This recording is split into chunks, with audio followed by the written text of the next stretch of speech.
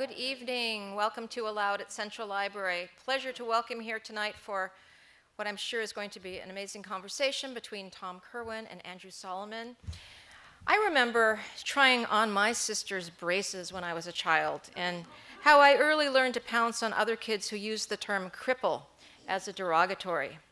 My sister contracted polio when she was 6, and in ways even a 6-year-old like me could perceive, that made our family different. It made my parents' lives difficult in ways they could not have foreseen when they longed for their first child. As Andrew Solomon writes, if you have a child with a disability, you are forever the parent of a disabled child. It is one of the primary facts about you, fundamental to the way other people perceive and decipher you. One can be different in so many different ways, as Andrew Solomon makes clear in his extraordinarily eloquent, compassionate, and deeply profound Far from the Tree, Parents, Children, and the Search for Identity, a book that, as Dwight Garner wrote in the New York Times, shoots arrow after arrow into your heart.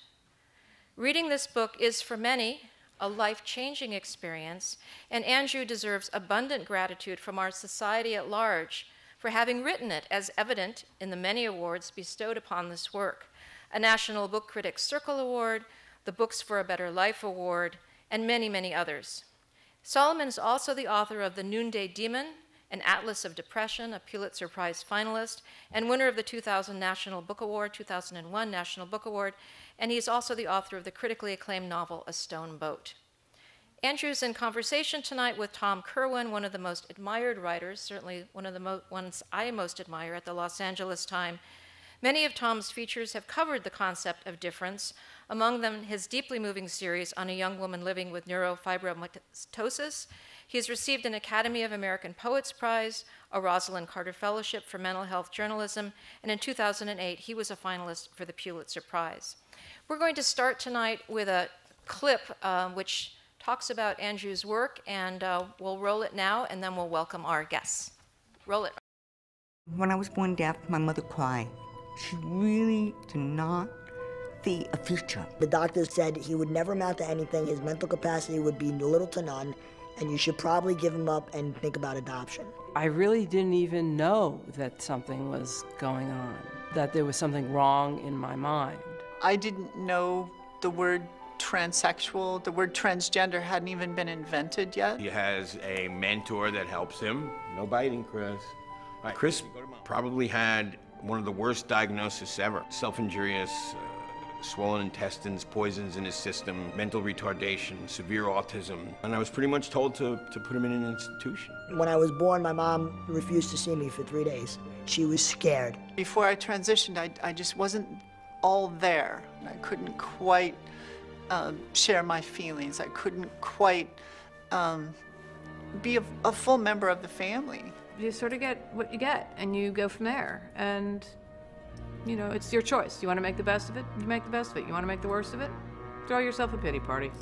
I set out to write a book which was about how people found meaning in difficulty. It's hard for the kids to accept themselves. It's hard for their families to accept them. It's hard for the larger society to accept the kids and their parents. All of it is a struggle. I wouldn't ever want to pretend that these aren't difficult lives. They are very difficult lives. They're full of pain and complexity. We have joints and bones that are twisted and distorted, so our life is marred with a lot of surgeries. Myself, I've had 30. And there was one guy that I had a crush on. He said to me, "Why do you lisp?" And my heart was crushed. Chris did not communicate, he didn't sit down, he didn't put on clothes, he wouldn't go outside. He ate the walls, he ate the table, he ate the rug. I could feel the back of my neck, you know, popping and sizzling, like my head was just heating up. We couldn't eat in the home, we couldn't have lights on, we couldn't have the TV on. If I coughed, he would run downstairs and punch me. I actually felt that I was a surgeon, and I felt I had to literally extricate the demon from inside of my body. When I started this book, I knew that I was going to be looking at a lot of desperate situations. And I would do that by cutting and burning myself. What I didn't know was how much joy I was going to find. When I was born, my dad said, "He looks cute. He's just got a big head and little arms." The funny thing is, I still look that way. And the relief that came over my face when I heard that there was a name to what was going on with me. I used what God gave me. Didn't give me, legs to run. He didn't give me arms to play football with. He gave me a brain, and he gave me a heart, and I try to use both of those things to the fullest. The thing I've learned most over the years is to be a parent first. I thought to myself, if he's happy, if he stops hurting himself, if I could hug him, that would be the greatest gift in life. It's kind of pretty sure that I'm going to have obstacles, but I would have had them anyway. I know my dad was very, very proud of me because I went on a journey that he never dreamed possible. I don't think of myself as a schizophrenic. I am Susan. There really isn't any definition of what's normal or not normal, or far from the tree or right under the tree. I'm lucky to have had her in this particular period of time. Lucky too. Thank you. The love that parents have for their children I guess we are pretty lucky, huh? Yes, Mom. Yeah. can see them through an enormous amount.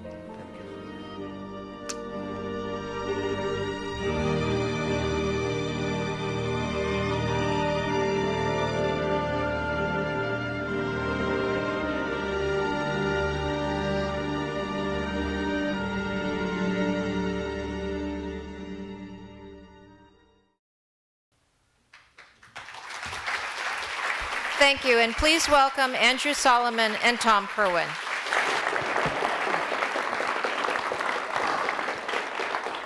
Well, good evening. Isn't that a beautiful clip? I think that just sets the tone for this conversation so nicely. We're going to have a conversation up here for about 45 minutes or so, and then we'll open it up to questions. And so please keep your thoughts in mind as we turn to the audience to get your thoughts on what we're talking about up here. Far From the Tree is such such an ambitious book that we have a lot of ground to cover this evening. So what I thought I'd like to do to start things off is to just try to set up some sort of context for our conversation here. So I think the first question that I'd like to ask you, Andrew, is to have you just talk a little bit about the distinctions between identity and illness, or illness and identity as you take it through the chronology of past to present, as a way of sort of understanding what you've described as the most essential element, the most essential question that this book raises. So I'll just start by saying what a pleasure it is to be here and how thrilled I am that so many people can turn out on a Tuesday night to hear about something like this. The question of illness and identity runs very deep throughout my book. The point of origin for the book really was an assignment that I got in 1994 to write about deaf culture. First deaf person I really got to know was Jackie Roth, who's in the film. I went out into the deaf culture, and I had, prior to the assignment, assumed that deafness was simply a disability, that it was a grave misfortune, that it must be terribly difficult for people who couldn't hear, and what could we do to help them? And then I became involved in the deaf world, and I went to deaf clubs, and I went to deaf theater, and I went to the Miss Deaf America contest in Nashville, where people complained about slurry Southern signing. And I really got into the idea that there was a deaf culture, and I thought it is a culture. It's a culture united by the shared use of sign language, and it's quite a beautiful culture. And though I don't ultimately wish that I were part of it, because I think it also carries many difficulties, and because it simply isn't my culture, I had moments when I was with deaf people, and I thought, oh, I wish I were deaf too. I wish I were part of this world that they inhabit. And then I discovered that most deaf children are born to hearing parents. And when I had that discovery, I thought how similar their situation was to the experience of gay people who are born to straight parents. And I felt that when I was growing up, gayness was certainly considered an illness. There was no question it was a crime, it was a sin, and it was a mental illness that required intensive intervention. And it was somehow a basic failure of one's humanity. And in my adulthood, being gay functions as an identity. And I saw that for the deaf people I was interviewing, they had what I had perceived, until I started spending time with them, to be an illness, and what they experienced, by and large, as an identity. And I ultimately formulated the idea, which is central to the book, that almost any characteristic can be described in negative terms as an illness and in positive terms as an identity, so that you can actually find, in a sense, an illness model for all kinds of things that we don't think of as illnesses and that really aren't illnesses. But you can say there are times when it's disabling to be very young or to be very old. There are contexts in which it's disabling to be American. There are contexts in which it's disabling to be Jewish. There are all kinds of ways that one may be that can be disabling in all kinds of contexts. And I said that also it turns out that you can find an identity model for a lot of things we think of as perilous illnesses. So I came to think, for example, that when my mother was dying of cancer, that her illness became in some way her identity, and that a lot of our emotional life was oriented around the sense in which she came to achieve ownership of the prospect of her own demise. And so I wanted in this book to say, these are fluid categories. There are things we now think of as illnesses that in 50 years we'll think of as identities. I don't know quite what they are, but I know that they're there. And there are things that we used to think of as illnesses that we now think of as identities, and things we used to think of as identities that we now think of as illnesses. It's a very fluid category.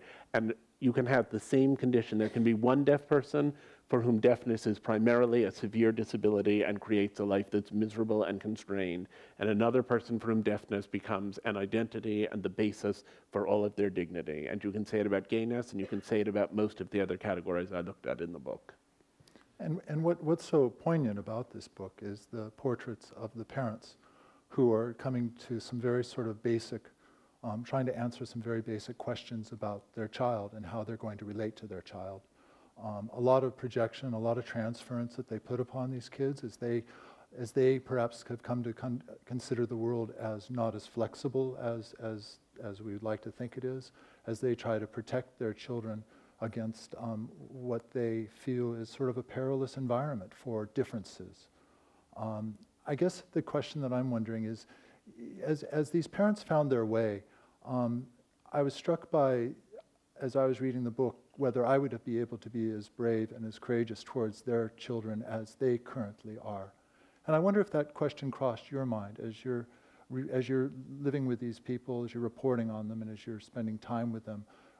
Did you ever sort of wonder about yourself and your capability to love as unconditionally as these parents seem to be able to? I wondered about it all the time. There is no question that I chose mostly to write about people I admire. There are people in the book who did in fact give up their children or who said that they regretted having the children they had. But I was mostly interested in how people construct meaning. And of course, people who have constructed meaning are also more interested in talking to a journalist than people who have rejected their own children. But as I went out into that world, it was very humbling. But I thought there was a moment that to me was very telling about this phenomenon altogether, which is that there's a woman who has a daughter who has dwarfism, and for whom that was a very difficult adjustment, but she made the adjustment, and dwarfism again, illness, identity, it can function either way. And she was describing to me how she got into the elevator at, I think it was Johns Hopkins Hospital. And she said she got on the elevator holding her young daughter. And she said this other woman got in holding a daughter who had Down syndrome. And Lisa, the mother I was interviewing, said, and I just looked at her and I thought, well, I figured out how to deal with mine, but I could never deal with yours. She said, and then I looked up and realized she was looking at me the exact same way. Same way. And I think that's frequently what I came to, is that none of these parents would have thought that they could achieve this kind of compassionate engagement, and quite miraculously they all did. And I found that this research, rather than making me think parenthood was frightening, look at all the things that could go wrong, made me think that parenthood actually could encompass extraordinary things, and that love could thrive within families, even under very unlikely circumstances. It was very inspiring. What do you mean when you say construct meaning? I think that there's always the question when someone is confronted with any major difficulty, but especially when parents are confronted with difficulties of the kinds that I was chronicling. There's always the question of whether you're going to say this is a tragedy, or whether you're going to say this has been given to us for a purpose and we can learn from it. Now, some people say it's been given to us for a purpose because they have religious beliefs that strongly support that position. But one of the mothers I interviewed said, rather wonderfully, I thought, she said, I think actually it's not believing in God that allowed us to recognize that children like ours are not a gift for some inherent reason, but because that's what we have chosen.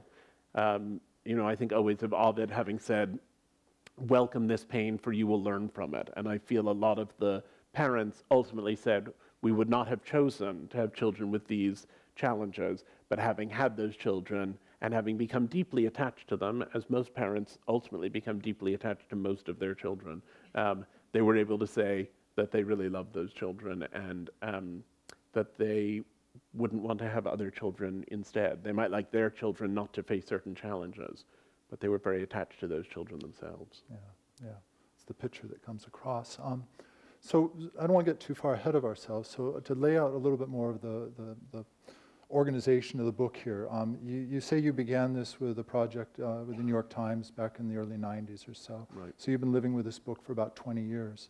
I guess what I'm thinking about is Don't laugh. 20 years and 11 years of writing it. Yes. And you've been on the book tour for 11 months now. So this is a man with a lot of stamina. So I wanted to get a sense of how you began to think about organizing this material. Perhaps share some of the categories that you settled upon, any that you did not think about. I considered at least 30 or 40 different possible chapter topics, and in the end restrained myself to 10 chapters about other people's differences, and an introduction about being a gay child of straight parents, and a conclusion about being a gay father, what somebody described to me as the Andrew sandwich. The categories that I ended up doing were a chapter on parents of deaf children, parents of dwarves, families of people with Down syndrome, autism, schizophrenia, multiple severe disabilities, families of prodigies, because I wanted to demonstrate that what's challenging is having a child who's different, even if the difference is positively constructed. Families bringing up children conceived in rape, so that I could look at the idea that the impediments to parental bonding can have to do not only with the inherent qualities of the child, but also with where the child came from and how the advent of the child relates to the psychic progression of the parent. A chapter on families of people who commit crimes, to look at the idea that, again, these challenges could come from what the children did rather than from what the children obviously and inherently were, and a chapter on families of people who are transgender. As I tried to narrow down to my list of 10, there were a number of considerations that were operative.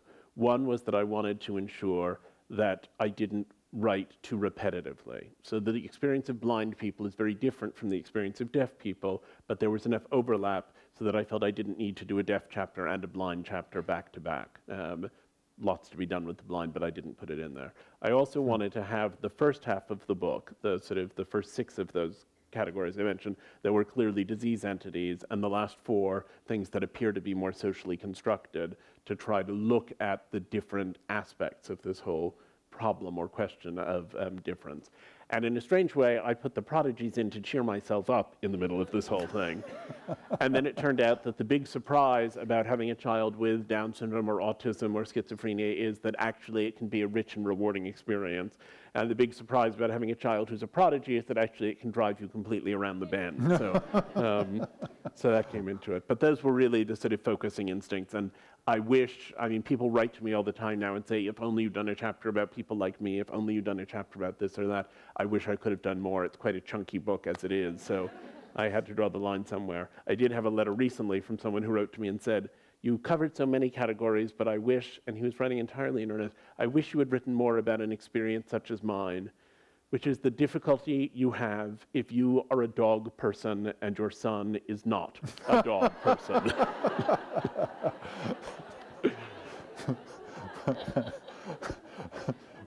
Perhaps I'm reminded, as I was preparing to talk with you over the weekend, I had a chance to spend some time on the website Far From the Tree.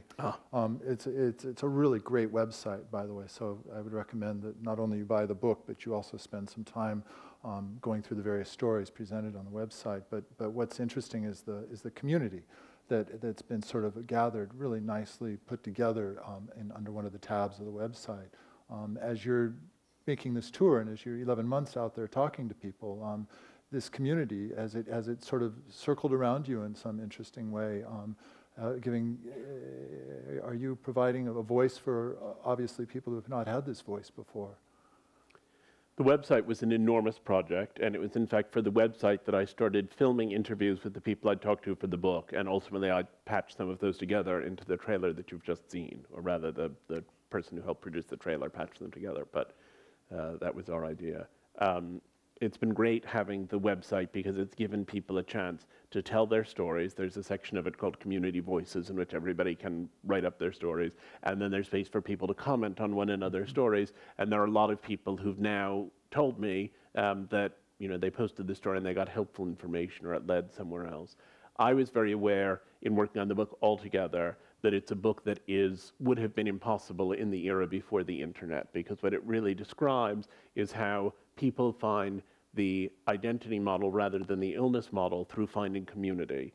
And while there are some of these arenas in which there was community earlier on, there's been a deaf culture for a long time, there are many of them in which community has been contingent on people being able to go online and find one another. And when I hear the stories of families who had, for example, a child with dystrophic dwarfism, when Clinton Brown, who has that condition, was born, it was a sort of hopeless story. And there was no way to get any other information. His mother said, we got one paragraph in a medical textbook, one paragraph about what the whole rest of our lives were going to be like. Now, you go online and you type in dystrophic dwarfism, you can meet other people who have it, you can find out what the research is on it, and so on and so forth. So there is much more of a sense of community. The thing that was most striking to me as I worked on the book was that so many people seemed willing to tell me stories that appeared to be agonizing for them to relate. And at some point, I would say to people, just tell me why you decided to tell me your story, given how difficult this clearly is for you. And time after time after time, people would say, I felt so alone in these experiences as I was having them. And if my telling my story will help others to feel less alone, then I'm really glad to be able to do that. And the website has been a place for people to do that. The web in general is a place for people to do that. And that construction of community, I think, is absolutely central to the mission, the ideology, and the research for the book. Yeah, it's wonderful to see the book as sort of a tent under which people can all sort of gather and find their own sort of portions of their community underneath that tent. I think also, I'll just say on that front, that to me, the central underlying idea of the book is that difference is what unites us. That's become sort of my tagline. But it's that each of these kinds of differences taken by itself seems quite isolating. They're rather siloed. Families of people with schizophrenia, families bring up children conceived in rape, families of people with Down syndrome, families of criminals. There aren't so many families in any of those categories, and in a way, the world in which those families operate can become narrow. But I found that the process of negotiating the fact of difference between the parents and the child, of having a child who represented a challenge to the expectations the parents had had before having children, is a near universal. Not always in such extreme terms, but it is still something that most families, most people at some point look at their children and wonder where on earth they came from.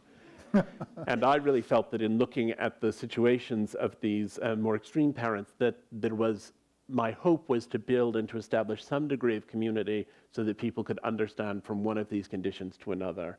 And I was deeply moved by, before I had finished the book, and I wrote a little bit about it in the book, by an interview that was done with one of the Republican state senators in New York State who came out in support of gay marriage. And he was interviewed by someone who said, why did you change your position on this? You'd been a social conservative. Where did this come from? And he said, I have an autistic grandson, and it changed my thinking about a lot of things. And I thought, oh, there really is this sense, if you have experienced one of these things, you can understand the others. That's a very powerful story. It's funny, I wanted to ask this question, but you've sort of already answered it in terms of how you were able to sustain yourself during this project. And in the clip, you talk about how you had to prepare yourself for looking at all these desperate situations. I mean, as you're putting together this list of your various chapter heads, you're looking at dwarfism, you're looking at autism, Down syndrome, rape, and you're thinking this is going to be, and if you're familiar with Andrew's writing, he's not one to take this over lightly. Each of these chapters is almost a book unto itself, with a history and with really great sort of storytelling that drives you through this book. But I guess at the onset, how did you prepare yourself for these sort of desperate situations that you anticipated getting involved in? I really started with the deaf experience And I had already had the experience of meeting a lot of deaf people and having my assumption that their lives were inherently tragic, challenged very fundamentally. And some of the conditions I wrote about are easier and some of them are harder. People always say, what's the hardest, what's the best? There are people who found meaning in all kinds of difficult situations. There are people who have struggled to find meaning in situations that seem more straightforward. There were some chapters that were incredibly difficult to do. I mean, I think the chapter on children conceived in rape, I kept hearing the stories that were told by these women. There are people who will say, my child is deaf, it opened up a whole world to me, I'm incredibly thrilled I had this child, I wouldn't want it any other way. I met people who said, I love the child I had as a result of a rape, and I would not wish to imagine a life without my child, but I didn't meet anyone who said that they were glad that they had been raped. So it depended on the chapter.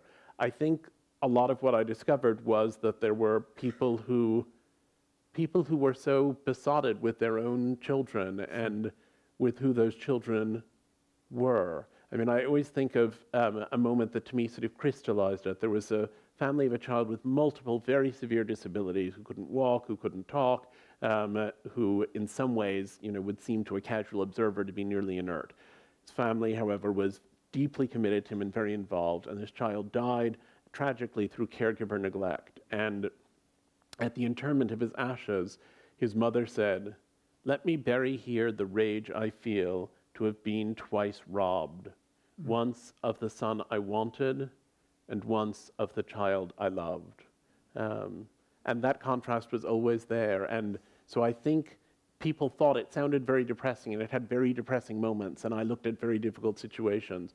But there was also a lot of transcendence, and it wasn't just that I came in and sort of gloriously wanted to impose that transcendence. It really, there was a lot of transcendence that people wanted to talk to me about, and that was very sustaining. So I sometimes felt a little bit like an oncologist I remember once talking to whom I said, how can you deal? He dealt with people with very late stage cancers. How can you deal with losing so many people? And he said, because of the ones I save. And I think I could deal with these very difficult stories because I also found these extraordinary moments of redemption. But having said that, there were interviews that I did for the book, and I went home and went to bed for 3 days because I was so overwhelmed by what people had been struggling with, and because there was so much darkness in their own experience and in the way they had been treated by the larger world in many cases, especially for the people who were transgender. So it was a balance. And it took 11 years, partly because I interviewed a lot of people and it was a lot of material to synthesize, but also partly because there were periods when I would think I have to just step back from it for a few weeks and breathe a little bit before I go back into this. I was very struck by just how profoundly articulate these parents are. Dylan Klebold's mother, who told you that she would want to tell him, ask his forgiveness for not knowing what was going on inside of his life. For the woman in Rwanda, who at the end of your interviews, that's a good story. You're in Rwanda talking about women who'd been raped and the children that they bore. And this one woman turned to you and what was she asked you a question. I'd been in Rwanda at that point for about 10 days. I'd been interviewing all of these women. Those stories were so beyond appalling as to be genuinely unimaginable. And when I did those interviews, tended at the end of them to say, and do you have any questions for me? Which slightly redresses the enormous power imbalance between a sort of foreign journalist who's come in and people who are often in an abject situation. And most of the women I'd met had asked questions like, will this be published in French? Are you going to use my real name? How long will you stay in Rwanda? Questions like that. There's one woman, unbelievably beautiful Tutsi woman, who had been raped in the genocide, had this child of rape, and was now living and taking care of this child. I said to her, do you have any questions for me? And she said, well, you're in this field of psychology, right? And I said, yes, more or less. And she said, can you tell me how to love my daughter more? Because I want to love her so much. But when I look at her, I think about what happened to me, and it gets in the way. And I was so startled that I was kind of frozen, and I just stood there staring at her. And she said it again very sort of intensely. She said, can you tell me how to love my daughter more? And it was only actually a few weeks later, as I kept thinking and thinking about it, that I realized how much love there was in that question itself. Do you remember how you responded to her there? Because I was thinking to myself that as you're writing this book and as you're gathering all these stories, and as each story is giving you a little bit another piece to this puzzle that you're putting together, these families probably turned to you for advice. They probably turned to you and asked you, who else have you talked to? What else have you learned from other autistic families, or et cetera? So, I mean, do you recall how you responded, or how you react when people ask for such advice? In that particular instant in Rwanda, I think I reacted clumsily, and I sort of said, you know, you just keep trying. I don't know. I was so taken aback by it. Most of the interviews for the book, I mean, almost all of them were in the United States. There were sort of 2 little sections in foreign cultures, which I can explain at some point. But mostly they were in the US or a few in the UK. And I did find people over and over again asking me for advice. And I've never really held with the rigorous idea that the neutral journalist should not have any effect on the people he's writing about. I always thought that if I actually met a family that was dealing with a grave difficulty, and I knew another family that had been successful in dealing with it, that it was sort of a moral imperative if these people were going to open up their lives to me, tell me their stories, share their tribulations, to let them know what I could about ways there were to help. So I put a lot of families in touch with one another in the course of what I was doing. I told a lot of people about the resources that I had found. You know, I wouldn't say that I transformed anyone's lives beyond recognition, and I gave them a sense, I think somehow, despite what I said earlier about the internet, the sense that there were other people with similar conditions. Right. And a lot of the time, people expressed enormous relief. Someone would say to me, I have felt X about my child. You know, I've struggled with the feeling, I mean, I was one family in particular, I remember someone said, I struggled with the feeling of thinking it would have been better if he had died in childbirth than that he had grown up with these challenges, which are very severe challenges. And I remember the man who said that to me, and he wept when he said it, and he said, has anyone else said that to you?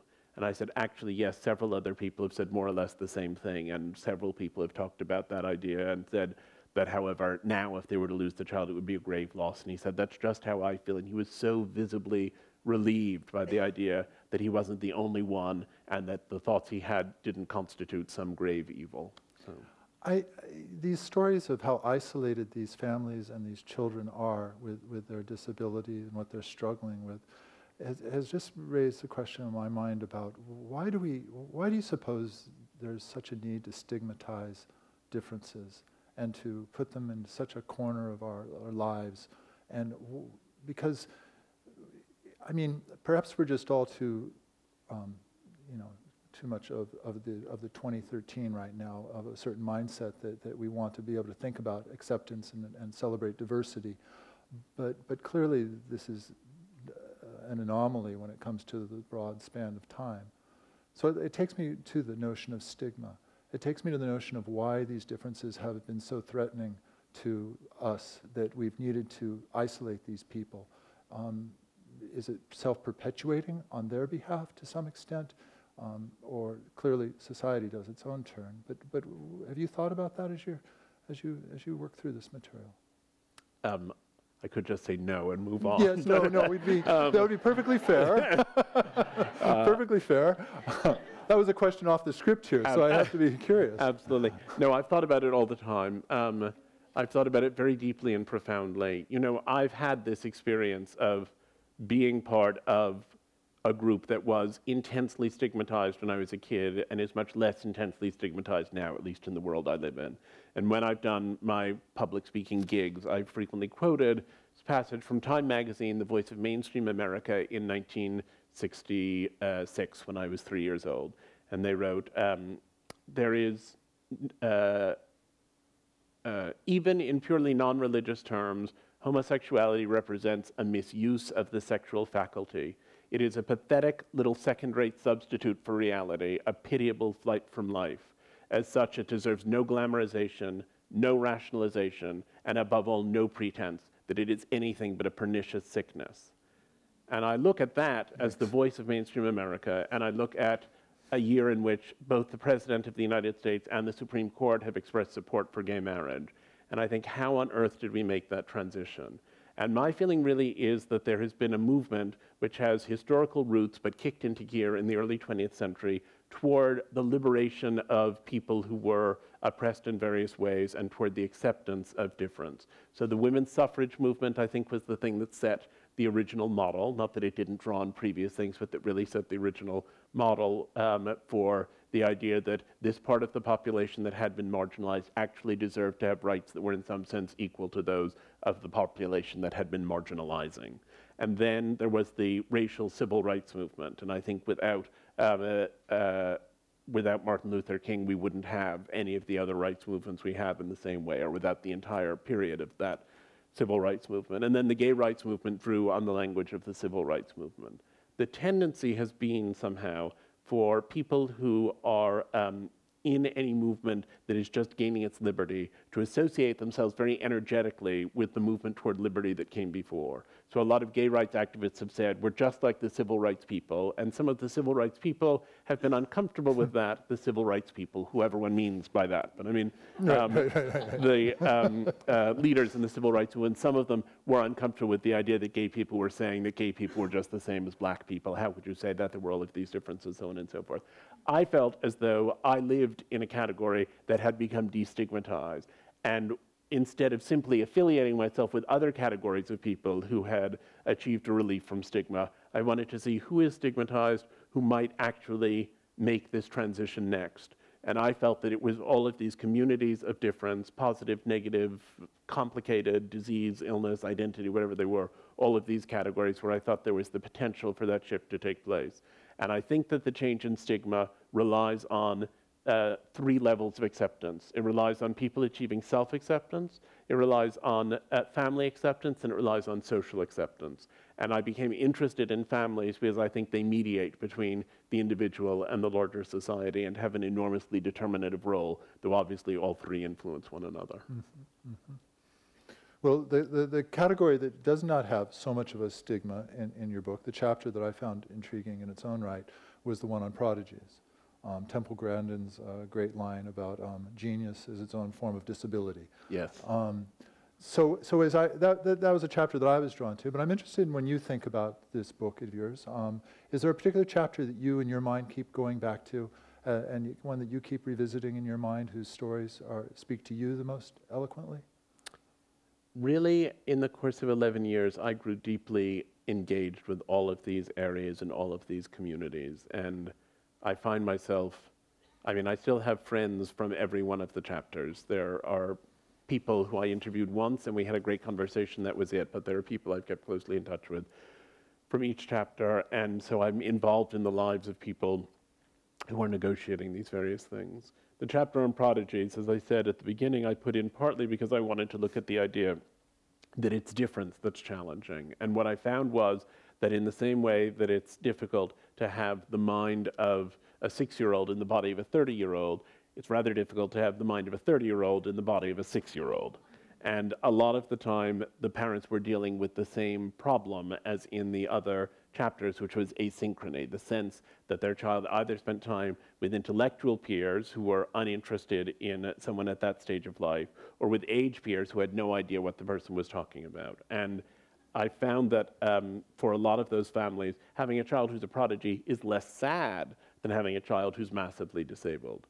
But it's not any easier. It requires the same entering into a new community, learning a whole new system of ways that things function, the mental health risks that can be associated with having extraordinary, premature, precocious development in music or intellectually altogether can be enormous.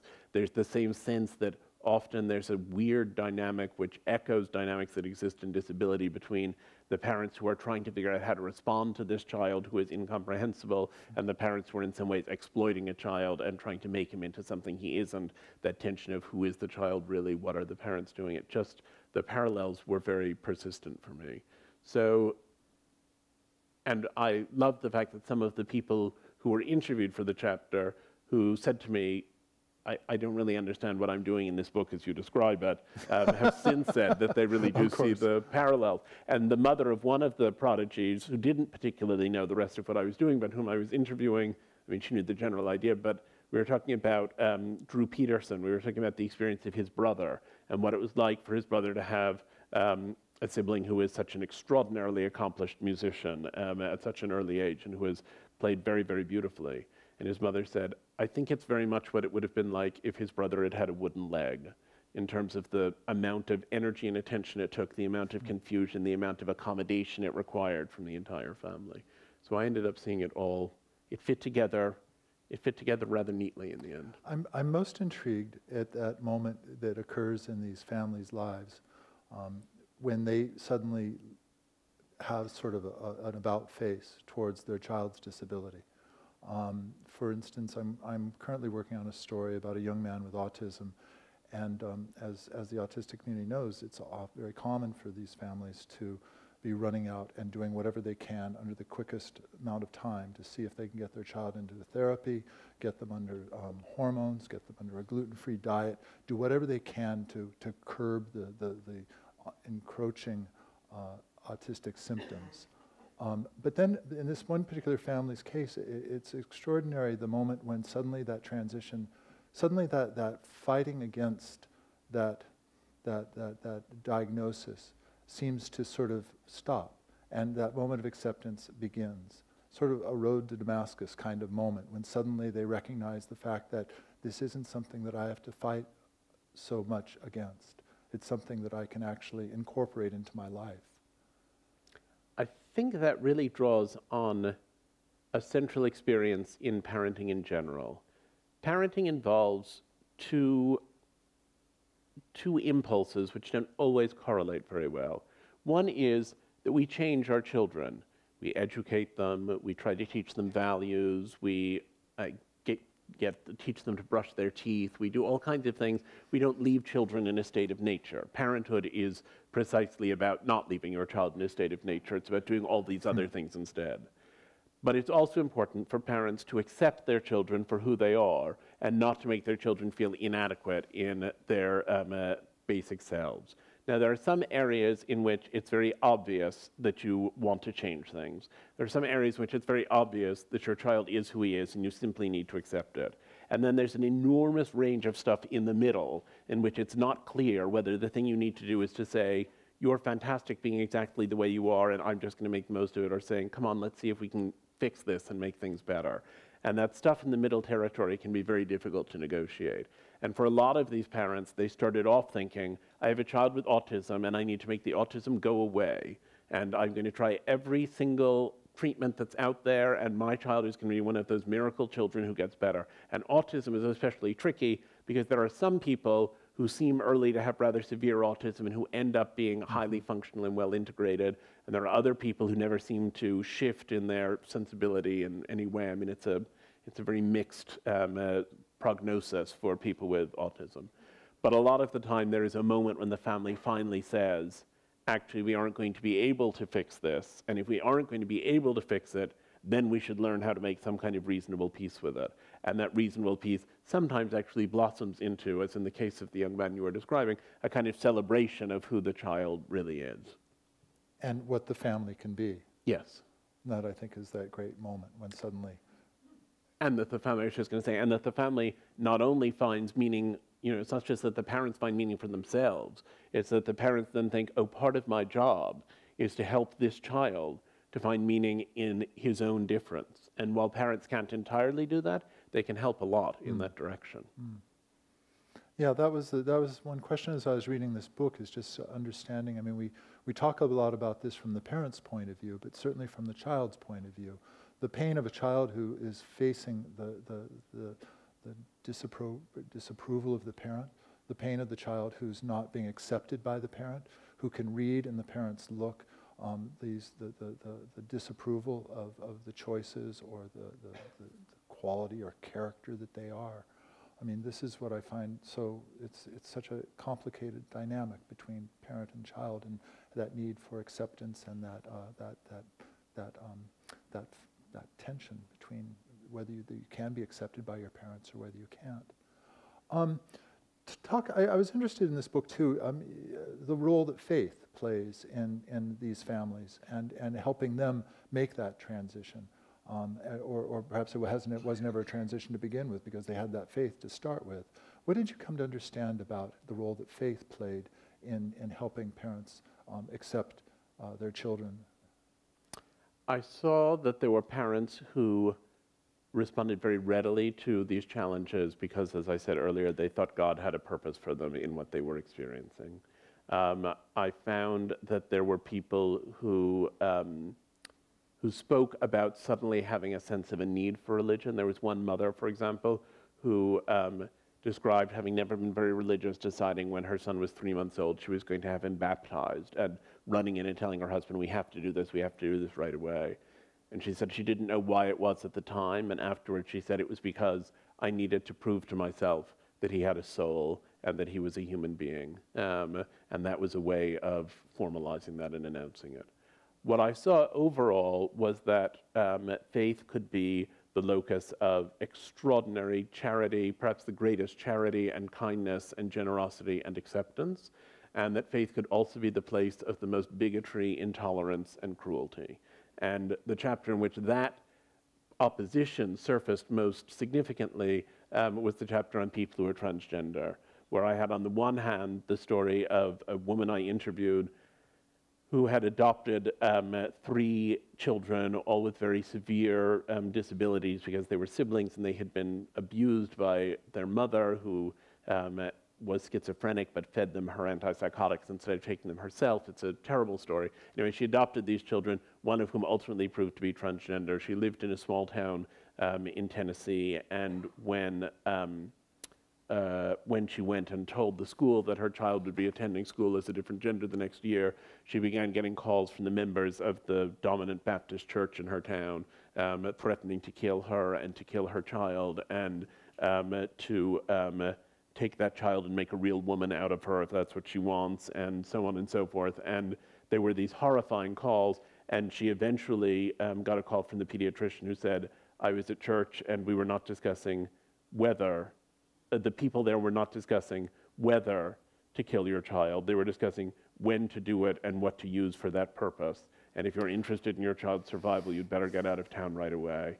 And she packed her children into a car, drove off, went and lived in another city under an assumed name where nobody knew who she was, couldn't get a job doing what she'd been doing, ended up cleaning restaurants, McDonald's. The day after she left, her husband had stayed behind. The day after she left, they came and they disemboweled the family dog and nailed it to a fence in front of the house to indicate what would happen to their child. And then there's the story of Kim Reed, who was the transgender woman who was in the film earlier, who made a film about the experience of being transgender and about going back to her 20th high school reunion. She had been the quarterback on her high school football team when she was a man named Paul. My favorite moment in the film is when one of the other people is chatting at the reunion and says, but Kim, we've all changed. But Kim, in any case, came back to a reunion, and then she made this film, and then she got a call from the pastor of the church where she'd grown up in Helena, Montana, who said, we'd like to show the film at church. And Kim said, well, I don't live in Helena, Montana. My mom lives in Helena, Montana, so it's up to her. And her mother said, I knew the film would come to town one way or another anyway, and I thought better in the church than anywhere else.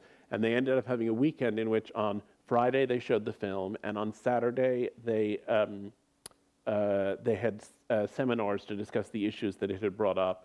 And on Sunday, Kim was invited to preach the sermon at church. And she had a completely packed house.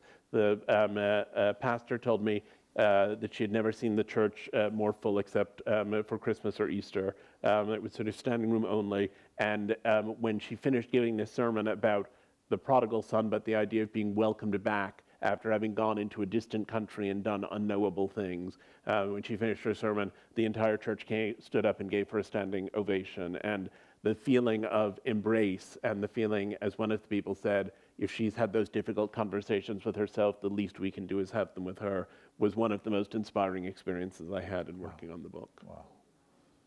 Wow, what a transition from dogs being disemboweled to that. Yeah.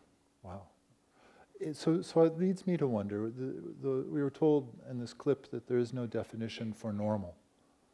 How would you define normal? How would you like to see normal defined? I'd sort of like to do away with the whole idea of normal entirely.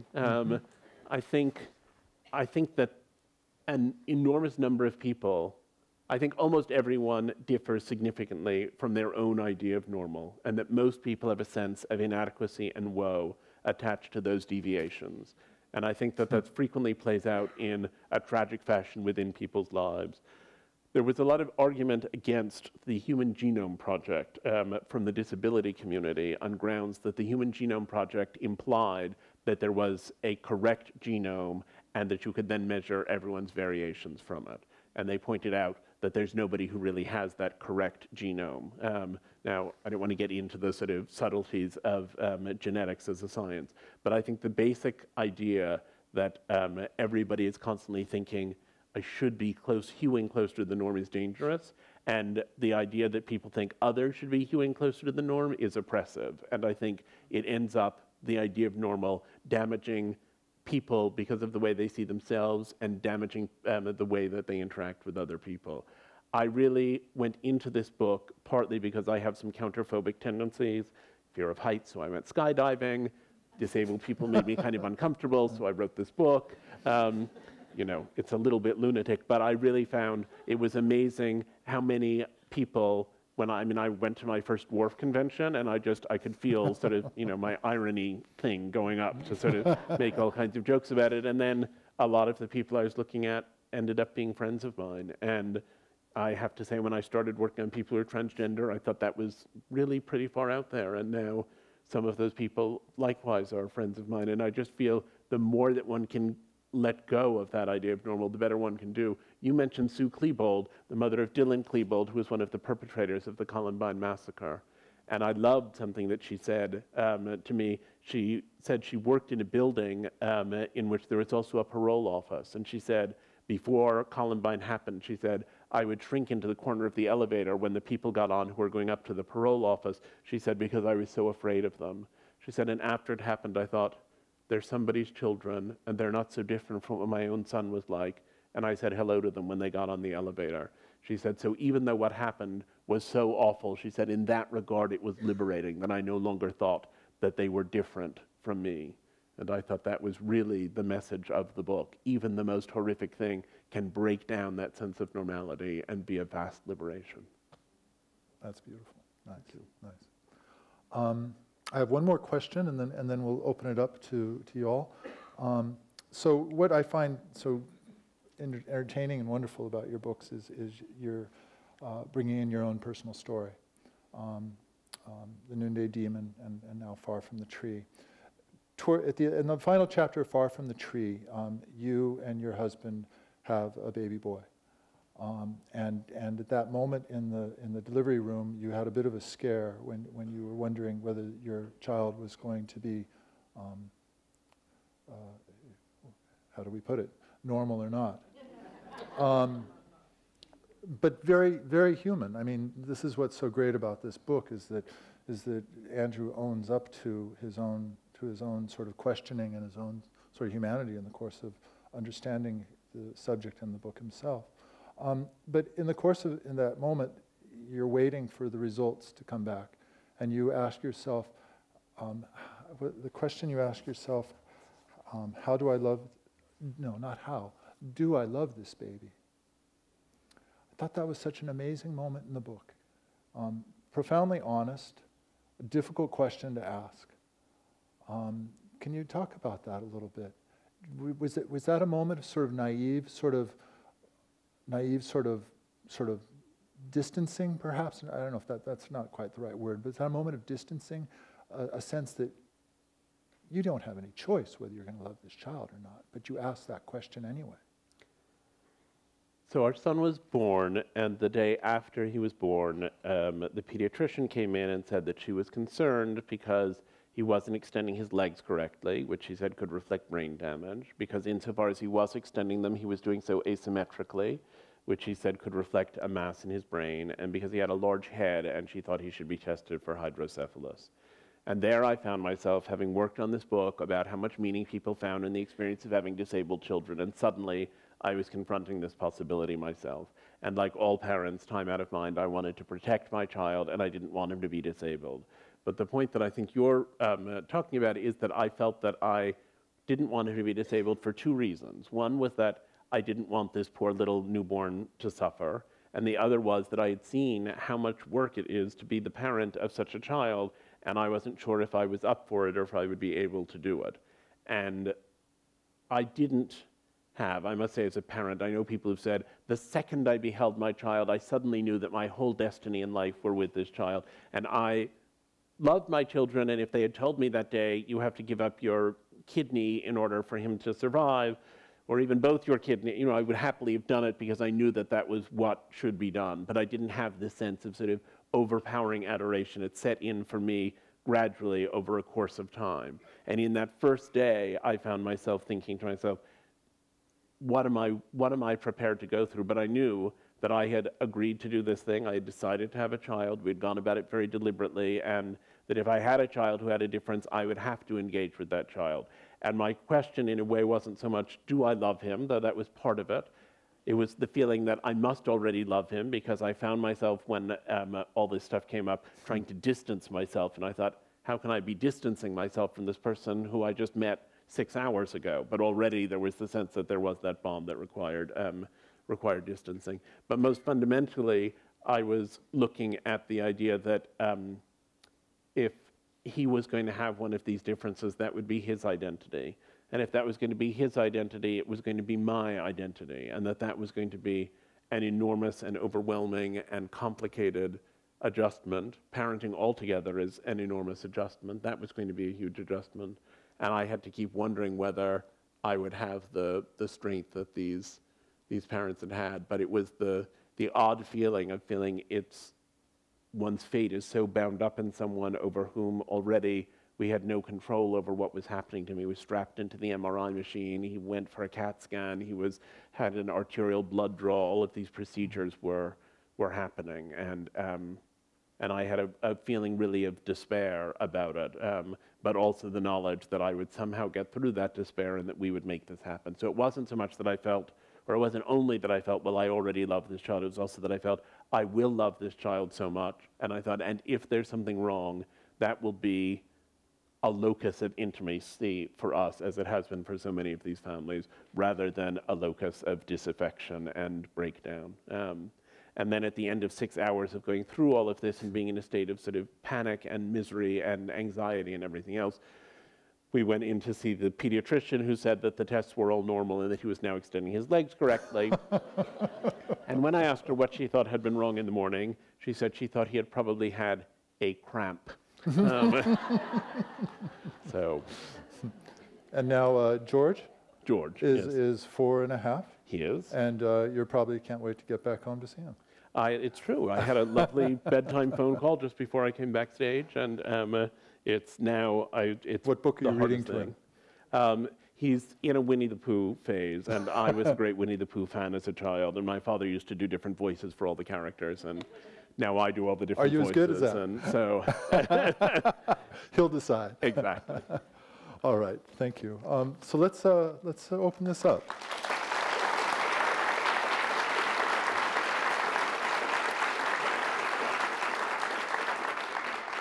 First of all, thank you. You've talked a lot about the vertical interaction. Could you just elaborate a little bit on the horizontal interaction and what this means to people that you've talked with? One of the prime ideas of the book is that there are two kinds of identities. There are vertical identities that get handed down generationally. So one's ethnicity, one's nationality, usually one's language, often one's religion.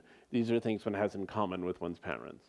You can argue that some of those identities are very difficult, but nobody is trying to cure and address them. So you can say that it is harder in the United States, the current presidency notwithstanding, to be a person of color than it is to be a Caucasian, but nobody is trying to cure people so that the next generation of children born to Latinos or Asians or African Americans come out with blue eyes and blonde hair. But there are then what I've called horizontal identities, because identity is learned from a peer group. So being gay, being deaf, being autistic, these are all things that parents and children don't have in common, but parents tend to perceive them as illness or aberration of some kind, and then people find community in a peer group and come along to an identity definition of things. And time out of mind, people have attempted to cure all of the horizontal identities. And again, not to lapse into autobiography, but gayness is the one where it sort of seemed most clear to me that there was, until the horizontal community got to be very strong, you continue to have all of these parents who always wanted to fix the gayness of their children, and were then very frustrated when they couldn't. And I ended up feeling that a lot of the topics I was writing about existed as what I called horizontal identities rather than vertical ones, and that there were particular dynamics around those horizontal identities.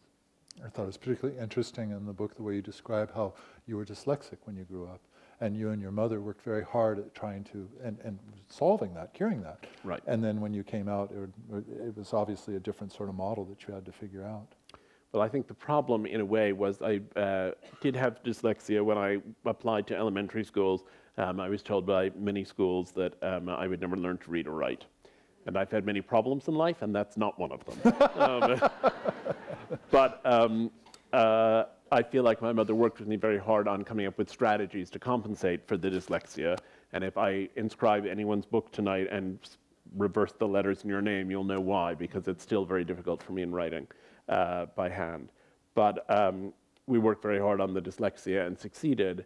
And then I think it set the model for my mother's wish to somehow resolve this homosexuality and make it go away. And that was less successful.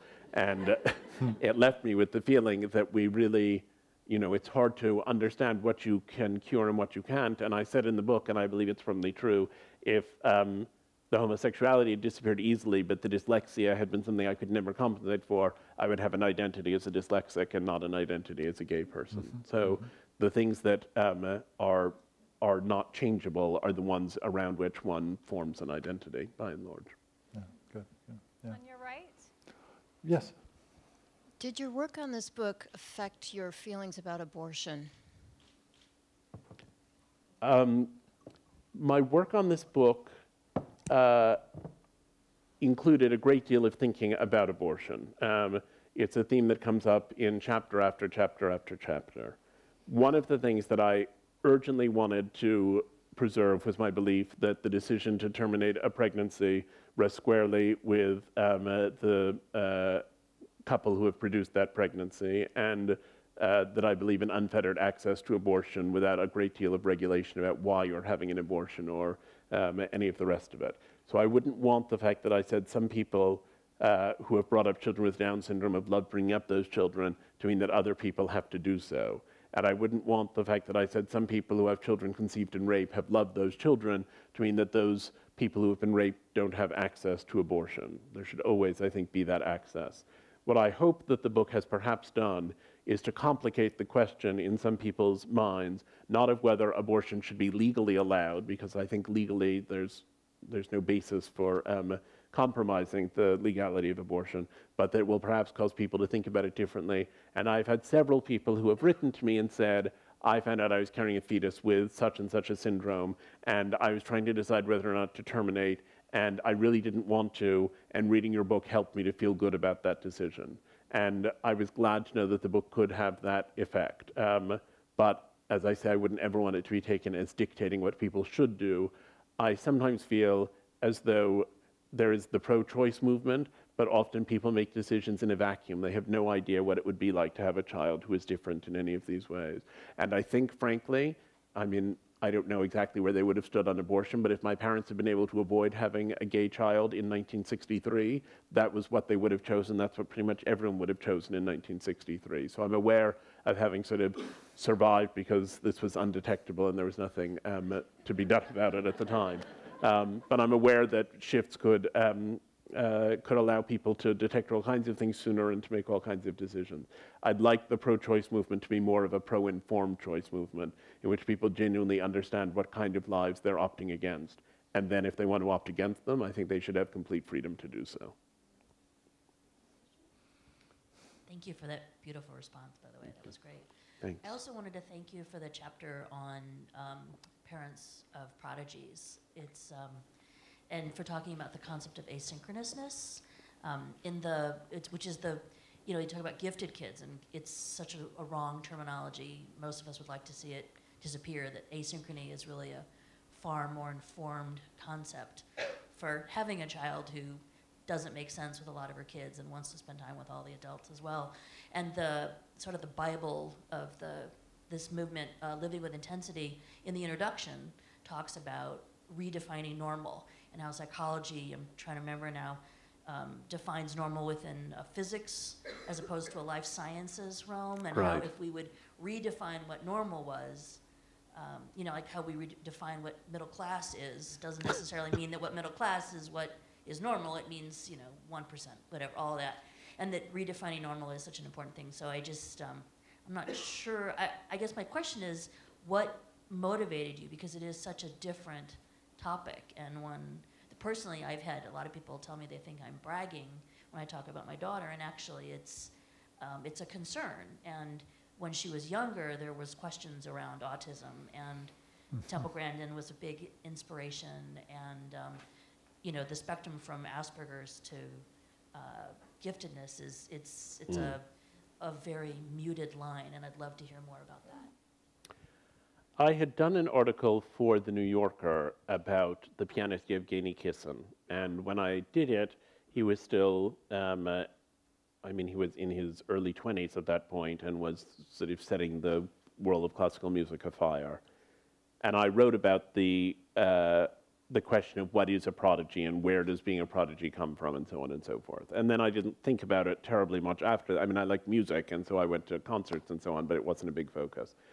And I had started this book with the idea of all of these disability chapters and all of these difference chapters and so on. And I started working on the autism chapter, and I thought, Zhenya Kissin has much in common with some of these people with higher functioning autism. And then I looked back at the prodigy research, and I looked at all of the problems, these questions of how to find a context that makes sense for these children. And I looked at the way that Zhenya's parents had basically completely dissected their lives and given up almost everything else they had in order to nurture his talent, because it called on so much from them and it required them to sacrifice so much in order to support it. And I suddenly kept seeing parallels, and I thought, okay, are these just parallels with Zhenya Kissin, or are these parallels with the phenomenon altogether? And I'm interested in the world of music, and I go to a lot of concerts, and my stepmother works in the world of opera, and the more I thought about it, the more connected the situation seemed to be. And the more I felt that if part of what I was saying is, look, difference shouldn't always be so stigmatized, it would be good to look at a difference that in fact wasn't so stigmatized and see how it functioned. And I think you're right that the line between genius and madness is frequently a very delicate one on the autism spectrum in some of these other areas as well. There's someone who's, I interviewed for the book, who's an extremely well-known novelist who has a brother with schizophrenia, and she said he has the same imagination that I do. She said, but I know it's not real, and I write it down, and I've won these major literary awards. And he doesn't quite understand that it's not real, and so he lives in a permanently in a mental hospital. And the line came up over and over again in chapter after chapter after chapter.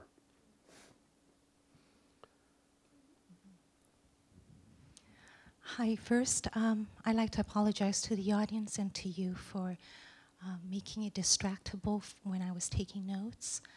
I felt a sense of shame and wanting to hide or run away, but I also wanted to stay and hear what you had to say.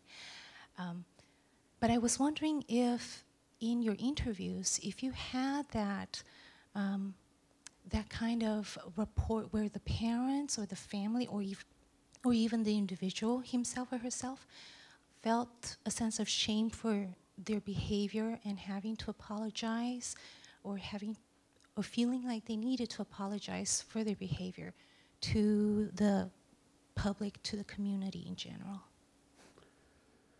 There's no question that there is a sense of shame attached to many of these conditions. Shame is, of course, very tightly bound up with stigma, which we were talking about earlier. Wherever there's stigma, there is also shame. And I came to understand a little bit of what that was like in the course of being with people. I remember being with one family who had a very severely disabled child who had a lot of muscular spasms and who was confined to a wheelchair. and I went for a walk with them on the pier, actually in San Diego, and pushed the wheelchair. And I could feel people turning and staring at me. And there was a piece of me that felt like, here I am, I've engaged with all these differences, I'm helping these people, I'm going to tell their story. And there was another piece of me that thought, everyone is staring at me in a very uncomfortable way. And some of them were staring, most of them were staring with a kind of indulgent pity. It wasn't that they were staring and sort of shrieking obscenities at me or anything, or at her, or at sort of us as a group. But I was very aware of that. I remember going out to lunch with Clinton, the dwarf who's in the film, and we went into a restaurant in Midtown Manhattan that he had chosen near an office where he was working. And I mean, I could have gone in there with, I don't know, Madonna or with a ring-tailed lemur, and people couldn't have stared at me more than they did as we went through. And I felt those eyes on us, and I knew that almost everyone in the restaurant was going to go home and say, I was at lunch today, and there was this guy, he wasn't even 3 feet tall, who was there. You know, you could feel that it was an event in people's lives, and that focus could often be very difficult and very unpleasant. As one actually, one of the dwarfs said to me, it's like being a celebrity when you haven't done anything, and you haven't chosen it. And I experienced that sense of shame all over the place. You know, the area in which I think I was initially felt there was particularly a lot of shame was being transgender. I thought that felt still very forbidden and very shameful to me. I mean, the social conversation around being trans has changed enormously in the 11 years that I worked on the book. When I started working on it in 2001, things were very different. So, yeah, I ran into that shame all the time. I think shame is mostly not a very productive feeling. I think it's not very productive in most of these contexts. I'd like people to be ashamed of disemboweling someone's dog to let them know that they were going to destroy their child, and not to be ashamed of who they really are. But the progress away from shame takes a lot of doing. And, you know, I'll say this kind of in closing on that, it's surprising to me that even after all these years, and even after taking a public stance as a gay writer, I still will find myself in various contexts in which people will sort of say, oh, so tell me about your, you know, I don't know, I joined a gym when I was staying with my dad a while ago that was down the road from him in the country, and the guy said to me, oh, so you have a kid? And I thought, okay, I actually have a husband, and I sort of explained the whole thing. He was perfectly nice about it, but I was aware that there's still a piece of me that feels burdened by having to talk about that, because there's still an element of thinking it's a little shameful and it's a little stigmatized, and this person is going to have a moment of at least discomfort with it. So you never get away from that. We have time for one more question. We're pushing the clock, though, so make it a brief one, please. Mm-hmm. To try to find some intersection between your two books, do you have any thoughts about the goth subculture as an expression or celebration of depression, or as a tribe for functioning depressives? I'm very interested in the overlap between my two books and can talk about that at great length. I'm not sure I have a huge amount to say about the goth subculture. I think there are people for whom goth subculture has allowed them to get over just what we were just discussing, some of the shame associated with depression, by finding a context in which their experience is not shameful, finding a context in which it is the generally accepted reality, and I think that's very liberating for people. I feel like the common theme of the two books is this business of being confronted with something that is evidently a severe adversity and seeking to find some kind of meaning or dignity in it, and how difficult it can be for people to do that, and how complicated it is for people to get to the point of saying, not depressions are wonderful, I'm so glad I had one, but given that I was stuck with the depression, how could I seek for or construct some kind of meaning out of it which would allow me, it will not prevent relapse, but it would make me better able to tolerate the prospect of relapse. How will I come to terms with the idea of myself as a person with depression? And I feel, how do these families come to terms with, and how do these individuals come to terms with being people with all of these conditions? My depression became something of an identity. You write a book about something, it's part of your identity. It was interesting to me as I considered all of this horizontal, vertical identity business to think, it's a piece of my identity. I very much hope that I will not have passed on to my own children. I hope that they never have to experience anything like it. If they do, I'll be better qualified than some people would have been to deal with it. But you know, I feel that one can construct a lot of meaning out of depression, and I think if we could get really acute depression, not sadness, but really acute, profound, major depression out of the system, that would be a great advance. Well, I think I can speak for us all and say that I'm grateful for your bringing these worlds to light. Thank you. Thank you. Thank you. There's a book signing out in the lobby, so you'll be able to continue your conversation out there.